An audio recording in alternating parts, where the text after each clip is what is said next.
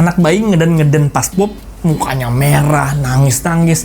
Ini bahaya nggak sih? Apa ini kolik? Kita bahas ya.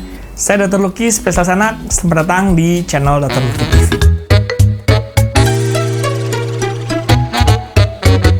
Yes, oke. Saya tahu nih, banyak ibu-ibu di sana yang suka kebingungan atau khawatir lah ya ngelihat bayi, terutama di bawah setahun ya, itu setiap mau pup ngedennya keras banget sampai mukanya merah, tambah nangis pula.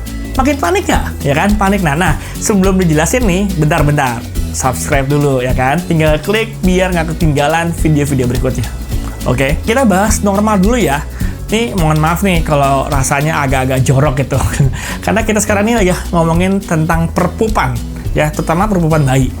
Nah, normalnya nih, rasa pengen pup itu terjadi karena usus besar itu yang salah satunya berguna untuk menyimpan feses atau kotoran, itu meregang karena penuh dengan pup. Nah, dengan meregangnya ini, mulailah ada rangsangan mules untuk buang air besar. Berkontraksilah nih otot perutnya dan sekitarnya untuk mengedan. Dan ditambah dengan melemasnya sfinkter atau pintu di anus yang membuat pupnya keluar. Nah, itu tuh, normalnya tuh seperti itu. Nah, permasalahannya, kadang bayi itu sering ya kelihatan mengedannya keras gitu. Para orang tua khawatir nih, ini apalagi kalau ngedannya keras gitu, sampai nangis, makanya merah gitu tiap BAB. Nah, perlu dipahami nih, bahwa mengedan keras ketika buang air besar bisa saja normal. Ya, bisa saja normal. Hal ini bisa disebabkan oleh beberapa hal. Nih, saya ngomongin dulu nih. Yang pertama, bayi masih belajar buang air besar. Yang kedua, bayi mengkonsumsi makanan atau minuman yang sulit untuk dicerna. Yang ketiga adalah bayi mengalami infeksi saluran cerna. Oke, ini kita bahas satu-satu ya.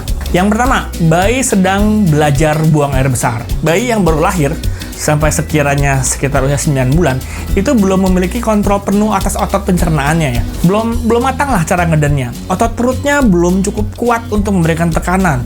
Koordinasi antara pintu atau sfinkter anus itu juga belum matang lah. Ditambah lagi, posisi bayi, kalau pup itu gimana? Sambil tiduran ya kan? Nah, bayangin aja betapa susahnya jadi bayi. Udah ngedennya nggak bagus, otot dan sfinkternya nggak bagus koordinasinya, plus pupnya sambil tiduran ya. Repot kan? Kasian kan jadi bayi? Nah, oleh karena itu, bayi itu mungkin perlu mengedan keras untuk mengeluarkan fesesnya. Tapi bentuk fesesnya masih lembut. Itu masih mungkin normal. Kalau kita lihat Bristol chart ya, ini kayak gini nih ya, Bristol chart. Itu normalnya adalah antara nomor 3 sampai nomor 5. Ini adalah normal.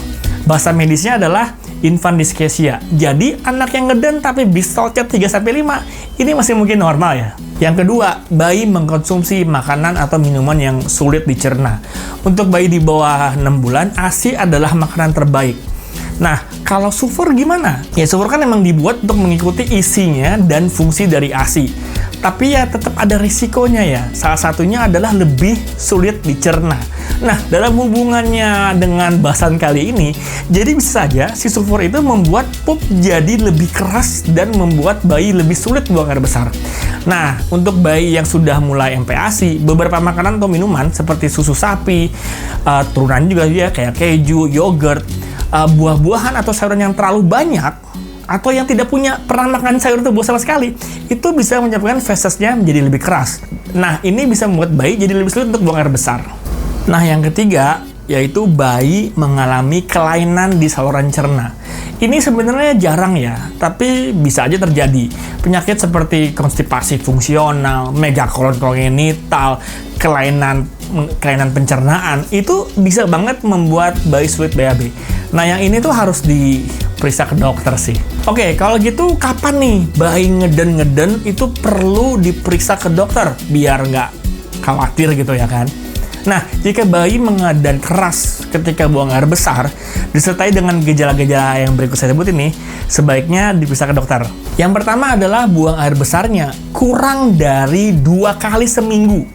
Ya, dengan jaraknya lebih dari 4 hari. Nggak setiap hari, tapi jangan kurang dari 2 kali seminggu. Yang kedua, feses bayi itu keras dan berbentuk seperti batu. Kalau kita lihat Bristol chart, itu nomor 1 sama nomor 2. Dan kalau diteken nih, BAB-nya keras gitu, kayak nggak gampang hancur gitu. Yang ketiga, bayi tampak kesakitan banget saat buang air besar. Termasuk kalau sampai ada darah di kotoran atau ada luka di pantatnya.